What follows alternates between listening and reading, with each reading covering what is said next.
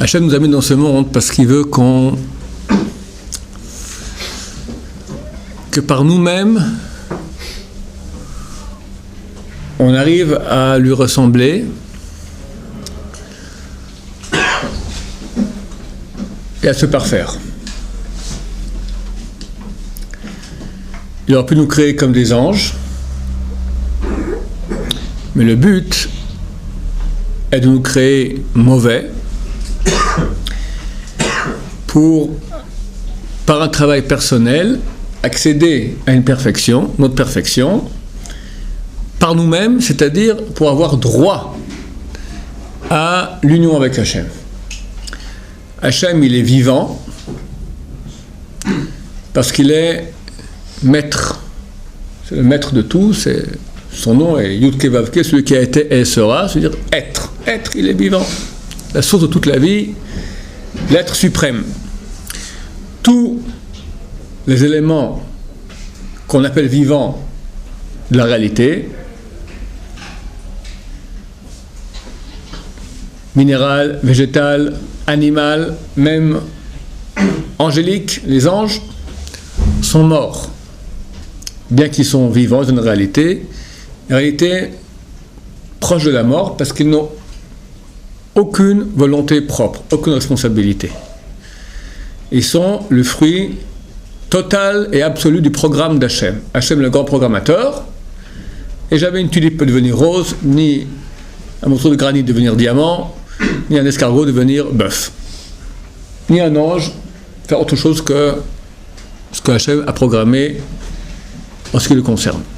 Donc ils sont morts, ça veut dire qu'ils ont une existence comme un robot. On peut dire un robot est, bon, même s'il est extrêmement actif, il n'est pas. Il n'est que le résultat de son programmateur qui lui est. Hachem voulu qu'on s'unisse à lui en tant qu'être étant, ayant un être propre. Pour cela, il nous donne un libre arbitre. Et on dit voilà, j'ai mis entre la vie et la mort, choisis la vie. C'est-à-dire que j'ai une option mort et je dois choisir la vie. Ça veut dire, Hachem me conseille, bats-toi contre cette pulsion mortelle qui est en toi pour accéder à la vie, c'est se brancher avec moi. Alors, quelle est cette source de mal qui est en moi? C'est quoi? C'est ce qu'on appelle dans le monde de la psychologie moderne l'ego. Pas le jeu. Le ego. Le malheureux, l'immense, le géant ego, qui est vraiment une source de mal terrible. Alors, qu'est-ce que c'est que l'ego? L'ego, c'est l'amour de soi, effréné, dans toutes les... avec une exigence de vouloir satisfaire toutes les volontés de cet ego, de moi-même. Je m'adore, donc j'aime qu'on m'adule, j'aime qu'on m'estime, j'aime qu'on fasse des compliments. Je m'adore, donc j'aime ne pas faire d'efforts, la paresse. Quand le fait, une satisfaction que je peux recevoir sera plus grande que la satisfaction que j'aurai de rien faire, alors tout d'un coup je deviens extrêmement assidu et rapide. On prenait par exemple des businessmen qui sont des grands paresseux. Quand on était à l'école, ils se levaient tard, les chivas encore pire. Puis les choses rentrent dans le business et là, ils se deviennent des lions. Qu'est-ce qui se passe? Le matin, ils se réveillent, ils voient les euros, ils voient les dollars. Zoup! C'est pas qu'il est devenu tout à coup une bête de travail assis. Non, il a une tava, il a un amour de lui-même, qui est la satisfaction qu'il a à faire de l'argent, parce qu'il y a une pulsion de ce type-là, l'amour de l'argent, qui est plus grande que l'amour du lit. C'est toujours... L'ego va calculer rapidement où est-ce qu'il y a plus de plaisir et moins de souffrance. Bien sûr, je suis le meilleur, Je ne le dis pas parce que ça se fait pas, ça fait un peu bébête. Je suis le meilleur parce que j'arrive à la... Bon, il y a peut-être des gens mieux que moi, c'est clair, mais bon, dans ma vie intérieure quotidienne, lui il est comme ça, lui il est comme ça, lui il est comme ça, je suis le juge de tout le monde. Évidemment, je suis mieux que tout le monde. Quand on juge tout le monde, on est mieux que tout le monde. D'où la difficulté de ne pas parler la shonara. Parce que quand je parle la shonara, je me grandis, je grandis mon ego. Lui il est comme ça, sous-entendu, donc moi je suis mieux que lui. Un, parce que je n'ai pas le défaut que je critique. Deuxièmement, parce que je suis son juge, donc je suis meilleur que lui. Je suis coléreux, parce que si on me fait guili-guili, comment est-ce qu'on ose toucher mon ego? Là aussi, ça dépend où. En public, mon ego qui se doit être quelqu'un de bien que je peux bouillonner intérieurement, je me calme, parce que c'est pas bien pour mon ego de montrer que je suis une bête féroce. Des fois, je me retiens pas aussi, même en public. Mais à la maison, oulala.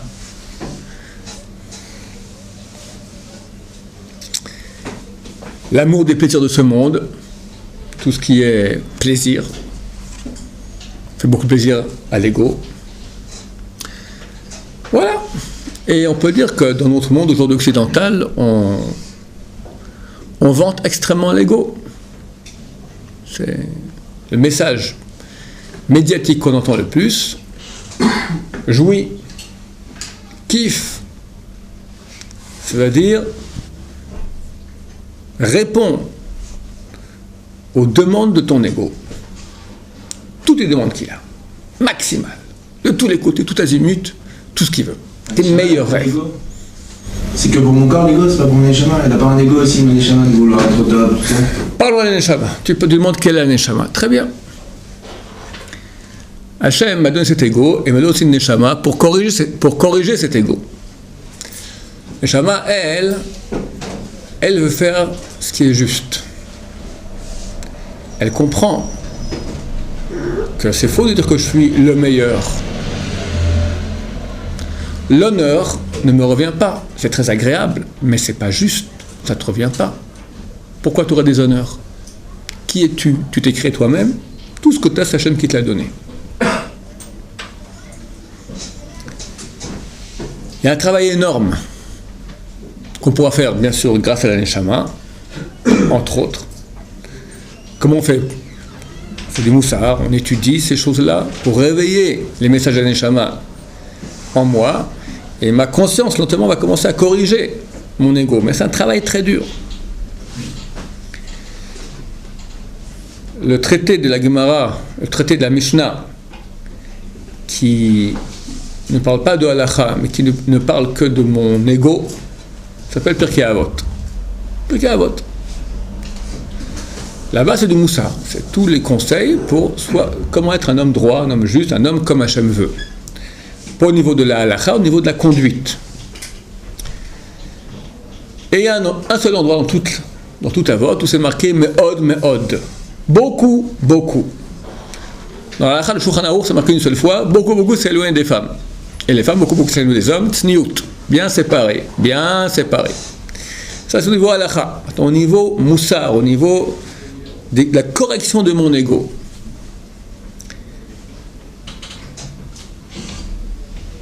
Rabbi Levitas, Ish Yavne, Rabbi Levitas, un homme de Yavne, Omer dit Me'od, Eve Shfal Ruach.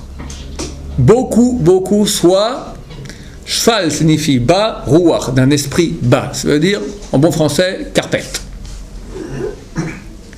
Comme disent Chazal aussi, dans le Rouven 54, Kiskopan idreset, comme le seuil de la porte qu'on écrase. Là, tu te mets sur le seuil, tout le gens qui passent, boum. C'est hyper non médiatique. Et moi. On s'auto-bloque après si on fait ça. Pardon? On s'auto-bloque, c'est-à-dire qu'on dans un peu rien envisagé, on se met à attaquer les côtés. on va s'abaisser plus que tout le monde, on va devenir très timide, quoi.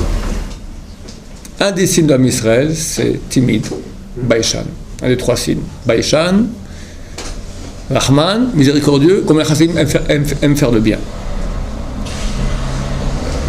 Le niveau dont tu parles, où on arrive à une humilité qu'on ne sera pas capable de faire, un peu comme Moshe Rabbeinu qui dit comment je vais parler à Pharaon, je suis bègue. Allez, va qu'on est, d'accord. Mais même, je peux dire, c'est pas une vie de travail, pas 10, peut-être 10 vies de travail, on arrivera à 1/100 de ça. Le niveau requis, il est très loin de nous. On est des égoïstes, orgueilleux, pleins de soi-même, énormes. Heureusement, Hachem a eu pitié de nous et a créé la femme. Et a eu pitié des femmes aussi qui aussi ont un égo. Et a créé l'homme et leur a dit, allez, mettez-vous ensemble. Ah là, comme c'est le scratch.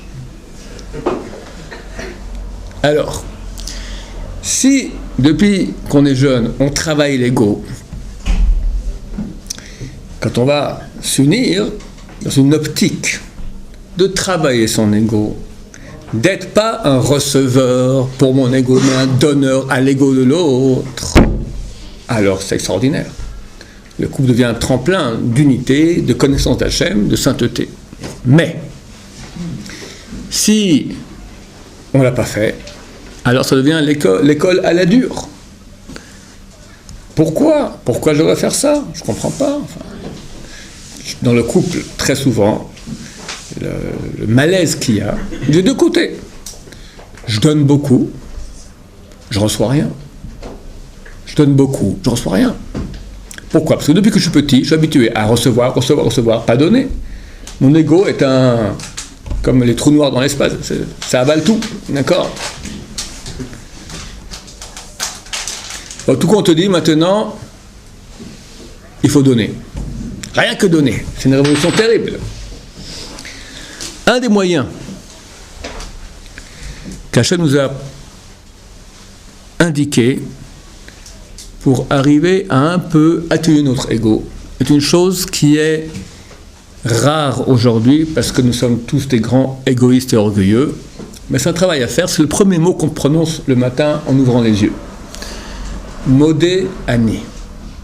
Je te suis reconnaissant. Chazal, on dit celui qui est reconnaissant envers son prochain sera reconnaissant envers Hachem. Celui qui n'est pas reconnaissant envers son prochain ne sera pas reconnaissant envers Hachem. Il est clair qu'on doit à Hachem une reconnaissance. C'est des paroles que je dis maintenant qui sont presque du martien. Tellement c'est loin de nous. Mais il faut commencer lentement aussi à y penser à ces choses-là. On doit être extrêmement reconnaissant à Hachem de tout le bien qu'il nous fait toute la journée sans cesse, jour et nuit. Jour et nuit. Combien de chassadim, combien de bonté? Qui y pense? Rare, très rare. Plus encore, la reconnaissance envers son prochain. Parce que quand quelqu'un me fait une gentillesse, mon ego, qu'est-ce qu'il dit? Si maintenant, je dois avoir une reconnaissance envers lui, quelque part je suis redevable, insupportable. Tout le monde me doit tout, et moi je dois rien à personne. C'est l'ego. L'ego agit ainsi. Un jour, quelqu'un est venu, a été très dur, insulté le Khatam Sofer. Très dur avec lui. Khatam Sofer a dit, je ne me souviens pas quelle gentillesse j'ai fait à ce monsieur pour qu'il me haïsse tellement. Si j'étais gentil avec lui, lui rendu service, je comprends. Quelque part, pour pouvoir se débarrasser de l'obligation de reconnaissance, alors il vient, il est dur avec moi, il m'accuse de choses qui n'existent pas. Au moins, il a un alibi. Mais si maintenant, je n'ai rien fait de bien, donc lui n'a aucune redevance envers moi, pourquoi il me haït tellement? Comprenez à quel point Khatam Sofer, il sonde le cœur et dit, la réaction normale de quelqu'un qui est redevable, c'est haïr. Parce qu'il ne veut pas accepter. En hébreu, reconnaissant, on appelle cela Asir Toda. Littéralement, prisonnier du remerciement. Prisonnier. Parce que je suis prisonnier. Quelqu'un m'a fait une bonté, je suis redevable toute ma vie. Le Grise, Rabbi Yitzhak Zev Soloveitchik, il a dit, quand quelqu'un me rend service, fait une bonté envers moi, une gentillesse, le prix à payer, meilleur marché qu'il y a, c'est de l'argent. Quelqu'un te fait une gentillesse, ou bien voilà, quelqu'un t'a besoin d'un service. Je te paye pour ça. Non, non, je te le fais gratuit. Non, non, je peux te payer. Non, non, non, non. Pourquoi? Il m'aime tellement. Des fois oui, mais des fois non. Le bonheur qu'il a de savoir quelque part, maintenant, je vais rendre cette personne redevable à vie pour un service rendu. Le Grise, Soloveitchik, il dit, donne de l'argent, ça coûte beaucoup moins cher. Ça coûte beaucoup, c'est le prix le plus petit qui a payé, c'est de l'argent. Tu devras beaucoup plus. Mais on ne peut pas vivre dans une tour d'ivoire en autarcie. Hachem veut qu'on se parfaite, Hachem veut qu'on se perfectionne et qu'on arrive à devenir quelqu'un de bon. Comme Hachem qui est chesed, nous aussi on doit être chesed. Et dans le chesed, c'est reconnaître les bontés que les gens me font. Et l'école de nouveau de cela, idéal, c'est le couple. Dans un couple, on ne peut pas vivre chacun en autarcie. Il est obligatoire de donner l'un à l'autre, sinon le couple ne peut pas tenir. Ah, Hachem vit en autarcie. Il nous a fait à son image et il veut que nous, on vit en fonction des autres, avec les autres. C'est vrai, Hachem vit en autarcie, mais Hachem est Hachem. Par contre, Hachem, il est bon. Il est que chesed envers nous. Et dans le cadre de notre perfection, dans la ressemblance à Hachem, on doit devenir bon.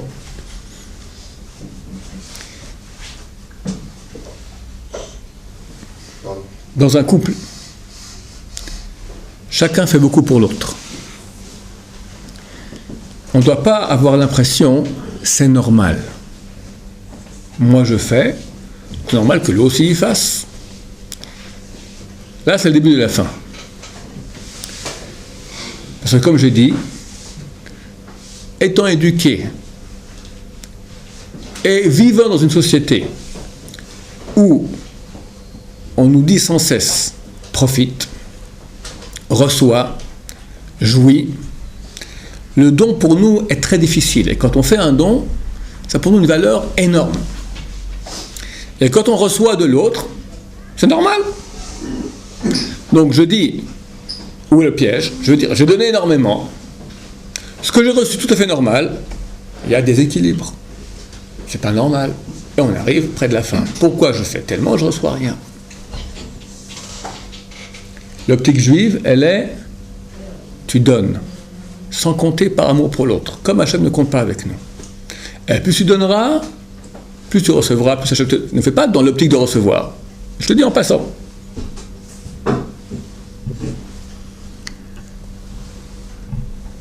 C'est archi connu, je le répétais quand même. La Gemara raconte que Rabbi Chia, c'est l'ami de Rabbi Anassi, c'est un monsieur. La Gemara raconte que lui et ses deux enfants étaient semblables à Avraham, Yitzhak et Yaakov. Un jour, Rabbi Anassi étudiait avec Eliyahu tous les jours. Et un jour, Eliyahu est venu en retard. Il dit, pourquoi tu es en retard? Il dit, ce matin, c'était compliqué, je dois réveiller Avraham pour qu'il prie, après Yitzhak, après Yaakov. Il dit, pourquoi tu ne pries pas les trois ensemble? Réveille les trois ensemble. Tu pries les trois ensemble, on n'a pas le droit de faire ça, parce que s'il prie les trois, Avraham, Yitzhak, Yaakov prient les trois ensemble, Mashiach vient tout de suite. Alors Rabbi Anassi a profité et dit, moi sur terre, il y en a qui sont pareils aujourd'hui, comme Avraham, Yitzhak, Yaakov. Il dit, oui, Rabbi Chia et ses deux enfants. Alors dans la synagogue, Rabbi Anassi a dit, Rabbi Chia, toi, tes enfants, venez, vous êtes Shaler Tzibour, vous êtes les officiants. Ils ont commencé à officier et ils ont failli amener la Géoula. Une boule de feu est venue à disperser le minyan. Donc Rabbi Chia, c'est un monsieur énorme, énorme. Rabbi Anassi a dit, combien sont grandes les actions de Chia? Sans lui, la Torah aurait été oubliée d'Israël. Rabbi Chia a fait, je n'ai pas le temps d'expliquer, il a fait des choses que pour que la Torah ne s'oublie jamais d'Israël. Un monsieur énorme. La Gemara a dit qu'il avait une femme terrible. Aujourd'hui, ça n'existe pas des femmes terribles. Toutes les femmes sont bien, simplement on ne sait pas toujours comment les comprendre, elles sont frustrées, alors il y a des réactions. Mais en fait, à l'intérieur, elles sont très bonnes. Les pauvres, elles ont souffert. La Gemara vient et dit, la femme de Rabbi Chia, elle était terrible, méchante.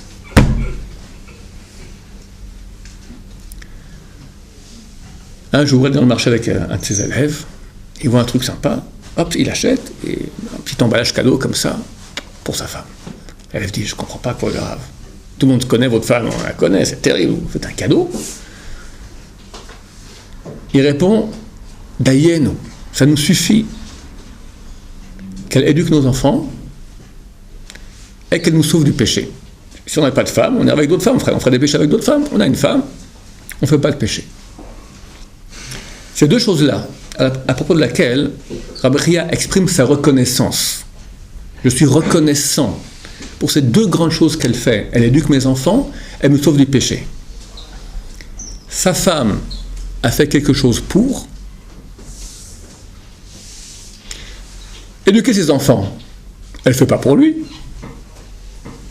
C'est ses enfants à elle aussi. Elle les éduque parce que ce sont ses propres enfants. Donc elle n'a pas fait pour son mari, elle a fait pour ses enfants. Mais lui, de façon indirecte, il en profite.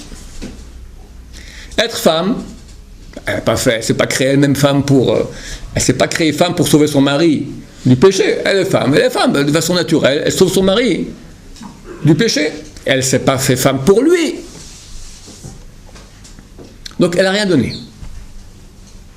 Et néanmoins, Rabbi Chia dit, j'achète un cadeau dès que je vois, parce que je suis reconnaissant. C'est pas un joueur, c'est pas le rabbin lui a dit pour le Shalom Bayit. On parle de Rabbi Chia, d'accord, semblable à Abraham, Isaac et Yaakov. Il est reconnaissant parce qu'il voit quelque part que grâce à sa femme, il reçoit quelque chose. Bien que ce n'est même pas son attention à elle. Combien nous devons être reconnaissants avec nos femmes, et combien les femmes doivent être reconnaissantes avec leur mari. Le premier mot qu'on prononce le matin, modé, pas animodé, d'abord je suis reconnaissant je suis. À toi Hachem, et à tout le monde, tout le bien qu'il y a sur terre. Et combien on doit être content d'avoir un mari, c'est mieux d'être divorcé, c'est mieux d'être veuve. Combien on doit? Et combien le mari doit à sa femme? C'est un moyen relativement facile de travailler l'ego. Du moment qu'on est reconnaissant à l'autre. Alors on se met dans une situation déjà beaucoup plus subalterne. Je suis reconnaissant. C'est toujours le donneur une position plus grande que le receveur. Donc quand je reconnais ma position de receveur, forcément, ça va écraser mon ego. Baruch Hashem. Vous verrez, les gens orgueilleux, c'est dur pour eux de dire merci. C'est dur. C'est dur. C'est naturel. Ouh là là. Merci, on dit un merci comme ça. Mais être reconnaissant, appeler, dire, revoir, se souvenir, pas facile. C'est une dette à vie. Rabbi Aba Shaoul, je me souviens, on m'a raconté, je n'étais pas né à l'époque,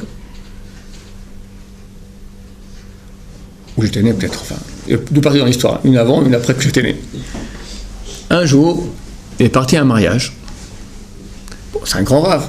Il va aller au mariage. Combien il reste de temps dans un grand rave? 5 minutes, si c'est des gens très proches, 10 minutes, c'est vraiment la famille super proche, 1 heure. Il part à une famille inconnue, on ne connaît pas. Personne ne connaît qui ces gens-là, des gens très simples, rien du tout. Il est resté là-bas de 8h à 11h. Pour Rabbi Ben Sion, c'est jamais vu. C'est un des grands de la Torah, il a autre chose à faire, le monde entier à gérer. 3 ans de mariage comme ça. Qu'est-ce qui s'est avéré? La mère du Khatan, il y a 50 ans, quand lui s'est marié, le Rav Ben Sion, quand lui s'est marié, alors il partait de la synagogue, il rentrait à la maison avec sa kala. Il y avait combien? 300 mètres à faire. Sur le chemin, la mère du Khatan, elle faisait des yélé comme ça, avec les mains comme ça, 300 mètres, depuis la synagogue jusqu'à la maison. Elle n'avait pas oublié.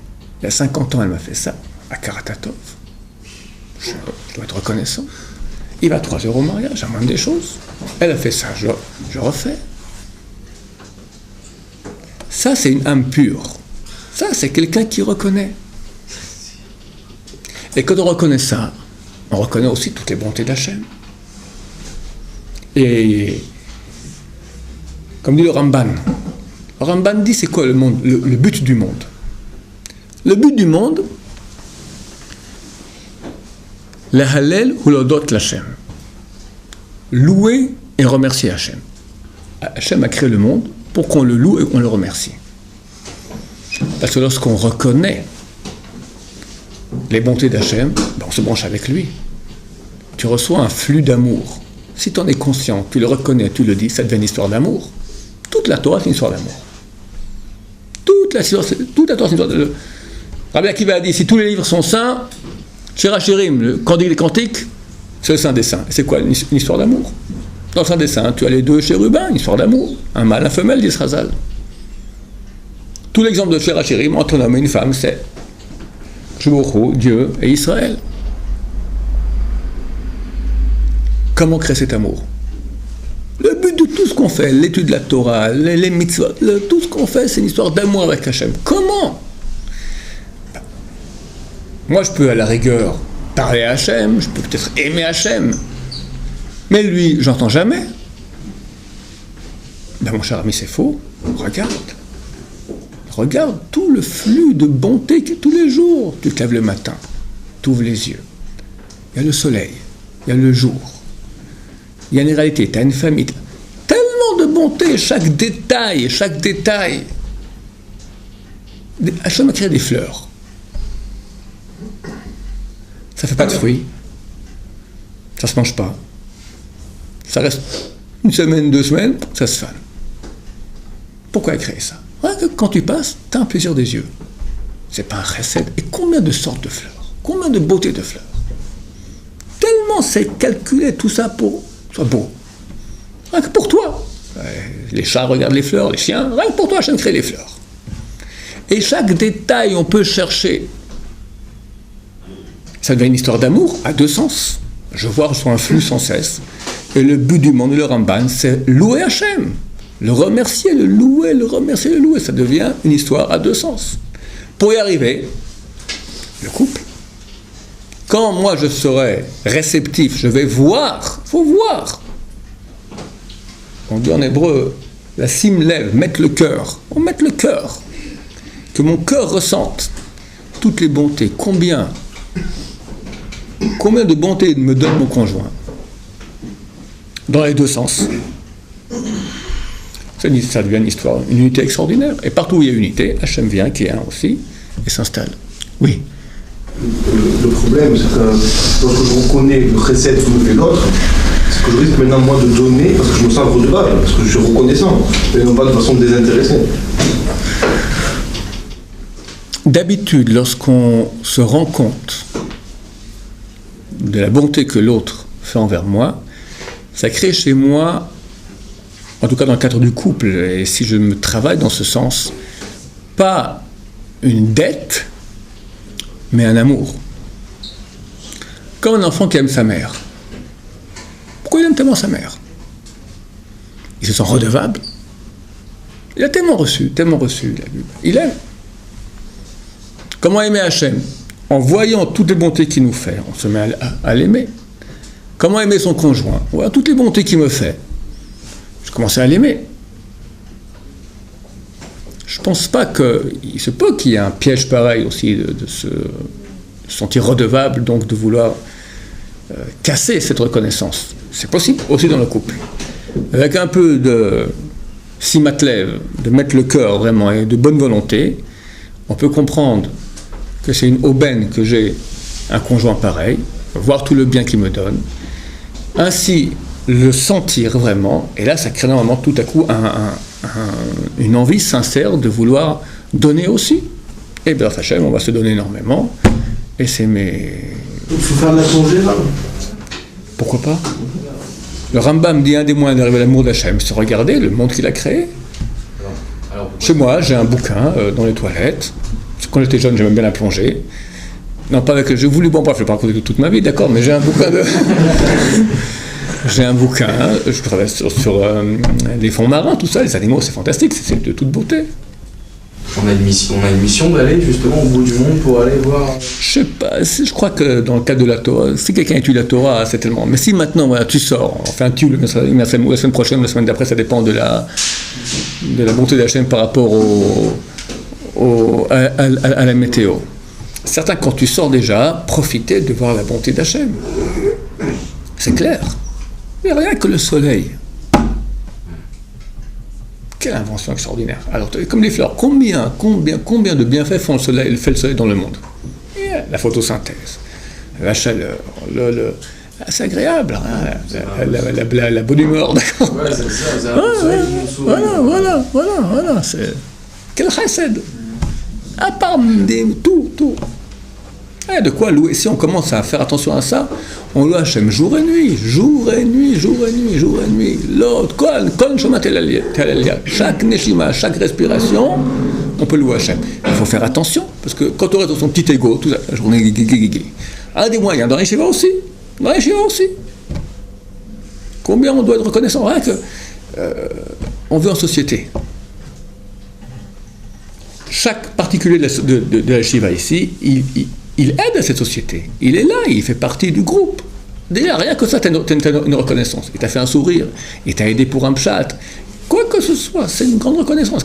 D'abord, quelqu'un qui sera reconnaissant aux autres, d'abord, il sera heureux avec lui-même. Il se rapproche de la chaîne, il sera aimé par les autres aussi. Parce que l'orgueilleux, on n'aime pas. Il se met à part. Il se met à part de la société. Lui-même.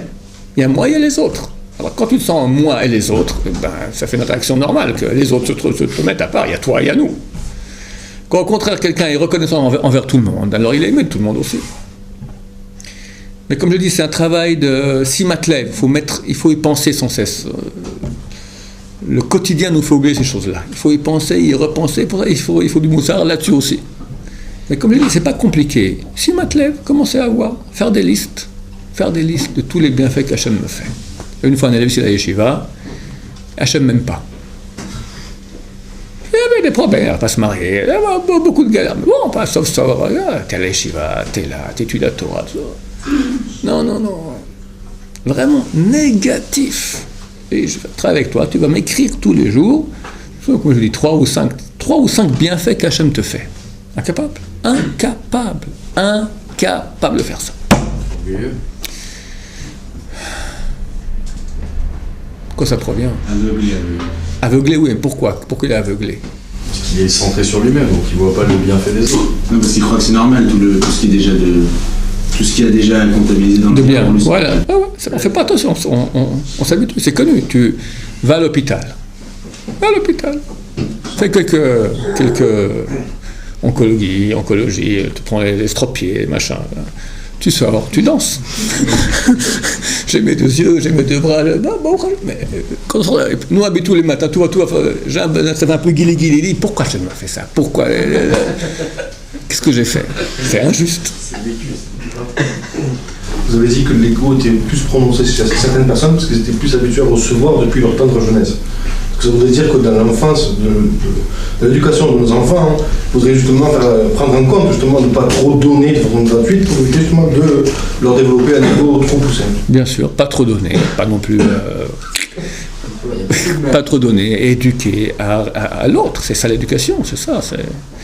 Baruch Hashem, dans ce sens-là, il est clair qu'il y a un grand bienfait dans le régime orthodoxe, c'est le nombre d'enfants. Forcément, quand tu es avec plusieurs enfants, tu sais avoir laissé la place à l'autre, tu n'as pas le choix. Ça devient Les enfants uniques souffrent d'habitude. C'est très dur pour eux de s'habituer à une société qui a l'autre. Mais s'il y a un enfant qui sort du lot parce qu'il est plus beau, parce qu'il est plus intelligent, etc., alors là, tout de suite, ça fait... Faut être intelligent. C'est connu. Dernièrement, quelqu'un m'a écrit, il a le 2e fils, il fait 400 coups. Ouais, il a 3-4 ans.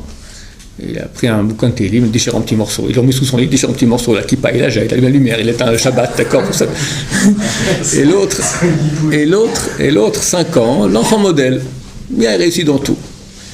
Mais bien sûr, l'enfant, il veut sentir qu'il existe. Maintenant, l'autre, il réussit mieux que lui, il a 5 ans, lui, il a 3 ans. Comment il peut dire « j'existe » ? Donc lui, il est obligé, de casser, montrer clairement que la voie dans laquelle son frère réussit, pour lui, c'est une voie tordue, donc elle ne compte pas. Donc la réussite de son frère n'en est pas une. Et lui va se créer maintenant un autre moyen de montrer que je suis là.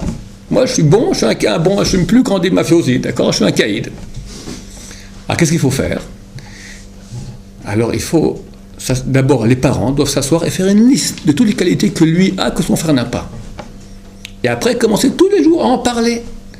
Ton frère, il est réussi en toi, mais toi, tu as des trucs, tu étais spontané, tu es gentil, tu vas faire le chesed et tout ça. Et c'est vrai, chacun a des qualités. C'est un peu quoi la spontanéité comparée à... Trouve, tu peux trouver. Chacun a des qualités énormes. Chacun a des qualités énormes. Il faut les trouver. Quand tu les trouves et tu mets une simatlève, tu vas les faire monter la conscience, en parler. Le gosse, il dit, ouais, j'ai du bien en moi. Et je vais maintenant, j'ai envie de développer ce bien qui est en moi. Alors il va développer un bien. Un bien. Le bien qu'il a, il va le développer. Le Rav Sweet m'a dit ce matin, ils ont lu dans les jours, que l'épreuve qu'Hachem nous demande, la perfection qu'Hachem nous demande, c'est pas de se battre contre le mal qu'on a. C'est pas d'acquérir des choses qu'on n'a pas en nous. Il dit comme ça, chacun a des qualités. On va nous juger pour les qualités que j'avais et que je n'ai pas exploitées à fond. La perfection, c'est prendre mes qualités et les exploiter à fond. Et il dit, quand tu vas, tes qualités, propres qualités, tu vas les exploiter à fond, de façon automatique. Tout le mal qui est en toi, il se transforme en bien. Parce que les qualités que tu as, c'est ce que tu as. Ce sont les outils qui permettent de corriger. Tu peux aller contre le mal, taper le mal. Mais le mal, il est là, d'accord, il reste. Utilise maintenant ce que tu as comme arme. Tes qualités, c'est des midotes que je t'a donné, des trucs, des dons que tu as. Tu es sensible au émet, tu es sensible au chesed. Tu as des choses que d'autres n'ont pas, qui sont tes qualités à toi. En les perfectionnant de façon automatique, et c'est compréhensible, tu vas investir dans le bien. Alors, vu qu'il est dans le bien, tu es dans le bien. Au moins, le mal, il a plus son mot à dire. Mais quand le bien que tu as chez toi potentiel, il est tout petit. Le mal, moi je suis là, et il a un argumentaire très très puissant. Tu as développé maintenant le bien que tu as en toi, tu es heureux, chacun aime être dans... Il n'y a pas un être humain au monde qui veut être mal, chacun veut être bien. Des fois il n'arrive pas. Mais s'il va commencer à voir le bien qu'il y a en lui, et on va commencer à grandir ce bien-là, on va l'aider, l'éduquer, lui faire montrer tout le grand qu'il y a. Au bout d'un moment, il va se raser là-dedans, et automatiquement le mal qu'il y a en lui va s'atténuer et disparaître. Baruch Adonai,